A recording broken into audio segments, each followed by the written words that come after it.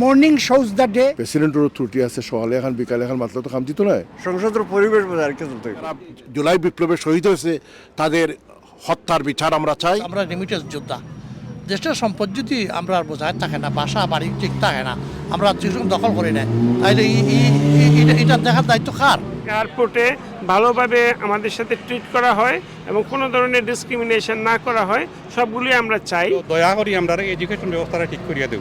বাংলাদেশের নতুন সরকারের কাছে যে পদক্ষেপগুলো দেখতে পাচ্ছি নবনির্বাচিত এই নতুন প্রধানমন্ত্রীর কাছে, উনি যদি এইটা কিপ আপ গোয়িং রাখতে পারেন এবং সব ষড়যন্ত্রের ঊর্ধ্বে উঠে উনি যদি সবার কথা শুনেন এবং জুলাই যোদ্ধাদের রক্তের উপর দাঁড়িয়ে আজকের যে সংসদ, সেই সংসদে যদি উনারা সেই সত্যিকারে জুলাই সনদের চার্টারটা বাস্তবায়ন করেন, এটাই জাতির প্রত্যাশা। এবং মোটামুটি মর্নিং শোজ দ্য ডে, মোটামুটি ভালোই দেখা যাচ্ছে।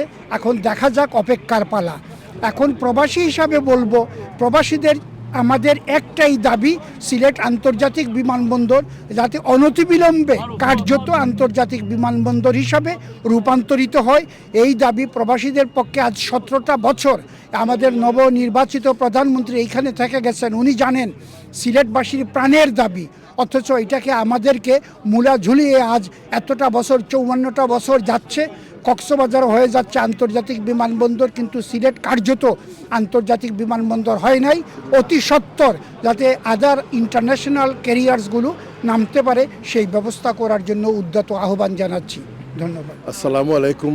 আমরা বাংলাদেশের যে রাজনৈতিক আলোচনা তো অনেক কমপ্লিকেটেড, ভেরি কমপ্লেক্স এবং অসম্ভব ধরনের ভোলাটাইল এবং unrest political situation in Bangladesh. তো আমরা প্রবাসী যারা, আমরা খুব আশা করছি এই সংসদের কাছ থেকে ভালো কিছু পাইতাম। তো বিশেষ করে আমরা যারা মন্ত্রী মিনিস্টার হয়েছেন এরা খারাপ নয়, এবং আমরা তারেক জিয়া সাহেবের যে সমস্ত ট্রেডিশন চালু করছেন, বড় চেয়ারও না বওয়া, গাড়ি না দেওয়া এবং ছাদাবাজির বিরুদ্ধে দাঁড়াইছেন, এগুলো সব মিলাইয়া আমরা অসম্ভব ধরনের আশাবাদী। এবং বিরোধী দলের ভূমিকাও তারা খুব সুশৃঙ্খলভাবে, যদিও তারা প্রথম অধিবেশনে প্রেসিডেন্টের বিরুদ্ধে কিছু কথাবার্তা হয়েছেন, প্রেসিডেন্টেরও ত্রুটি আছে, সকালে এখন বিকালে এখন মাত্রা তো কাম দিত নয়, যেটা মাত্রা তার ঠিক থাকা লাগবো, আমরা পার্সোনালি ডেভেলপ করা লাগবো এবং বুদ্ধিবৃত্তি বেস সমাজ ব্যবস্থা গড়ে তুলতে হইব।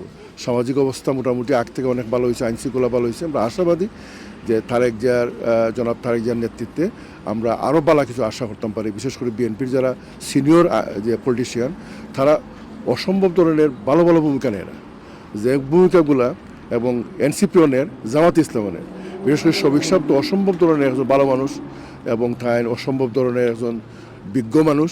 বিশেষ সেম টাইম আমার বিএনপিতেও যারা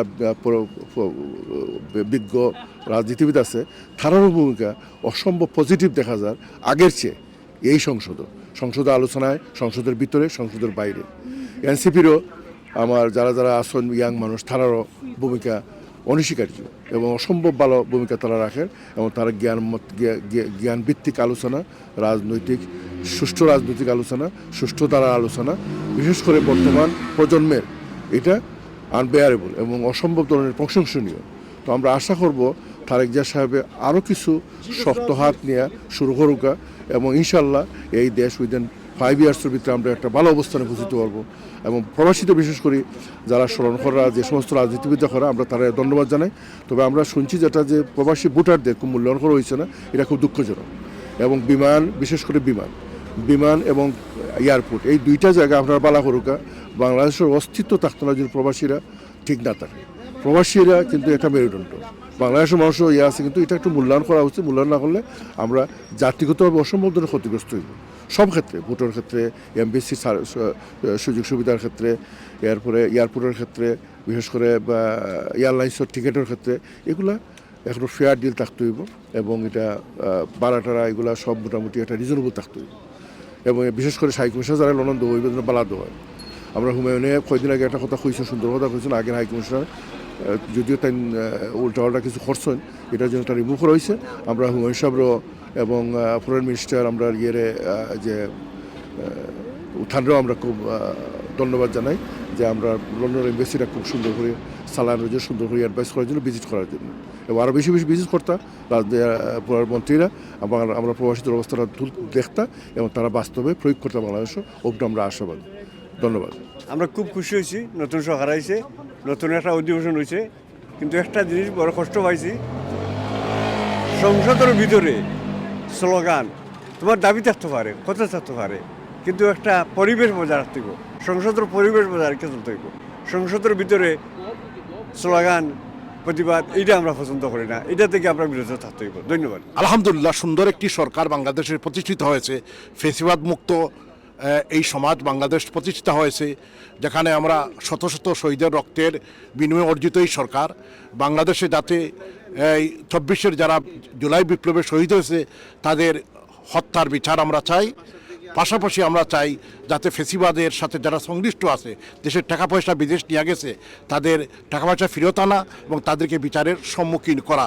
এবং বাংলাদেশে আমাদের স্পেশালি আমাদের বৃহত্তর সিলেট অঞ্চলে শমশেরনগর বিমানবন্দরটা চালু করা দরকার এবং আমাদের প্রবাসীর যেসব সমস্যা আছে সিলেট বিমানবন্দরে যেটায় আরব আমিরাত, কাতার এয়ারলাইন্স, টার্কিশ এয়ারলাইন্সের ফ্লাইটগুলো দেওয়ার ব্যবস্থা করা যায়, সেই দাবি আমরা করছি। আমরা আশাবাদী বর্তমান যে বিএনপি গভর্নমেন্ট তার কাছে আমরা প্রবাসীরা আমরা বিশেষ করে আমরা অনেক কিছু, আমরা প্রবাসীর সম্পদ, আমরা প্রবাসীর অধিকার, আমরা প্রবাসীর অনেক কিছু, আমরা বাড়ির আমরা দেশের বাড়ির সমস্ত কিছু তারা লুটফাট করি নিয়ে রাখি এবং দখল করি বইতে আমরা নিজের আত্মীয় স্বজনরা দখল করি বই থাকেন। আমরা সম্পদটারে সরকারের প্রতি আকুল আবেদন, এই সমস্ত আমরা রেমিটেন্স যোদ্ধা, দেশের সম্পদ যদি আমরা বোঝায় থাকে না, বাসা বাড়ি ঠিক থাকে না, আমরা যখন দখল করি না, তাইলে এটা দেখার দায়িত্ব কার?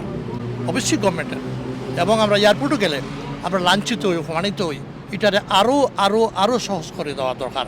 সিলেটের কথা স্পেশালি আমি বলব, সিলেট এয়ারপোর্টটা খালি বাংলাদেশ বিমান ল্যান্ড করলে এটা ইন্টারন্যাশনাল হয় না, এটা আইতেইব সার্বিকভাবে। স্পেশালি আমরা যে সমস্ত রেমিটেন্স যোদ্ধারা দুবাইতে, কাতারে, সৌদিতে, অন্যান্য দেশগুলোতে এবং আমেরিকা, কানাডা, ইংল্যান্ড সহ আমরা যে আমরা ফ্লাইটগুলো আরও সহজ করে দেওয়া দরকার। আর অন্যান্য ফ্লাইটগুলো স্পেশালি কুয়েতের, কাতারে, সৌদির, এগুলো যাতে ল্যান্ডিং করা হয়, সরকারের প্রতি আকুল আবেদন। বর্তমান যে সরকার প্রধান হয়েছেন তাই 17 বছর দেখিয়ে গেছেন অকলতা, আমরা তার প্রতি আকুল আবেদন। আমরা এয়ারপোর্টগুলার স্পেশালি সিলেটে এবং পরবর্তীতে শমশেরনগর এয়ারপোর্টের কথা পাইছে। শমশেরনগর এয়ারপোর্টের দ্বিতীয় বিশ্বযুদ্ধের সবচেয়ে শক্তিশালী একটা এয়ারপোর্ট, 4 মিটার যেটা রানওয়ে অনেক লম্বা এবং এশিয়ার মধ্যে শক্তিশালী একটা এয়ারপোর্ট, এটাও চালু করে দেওয়ার লাগে।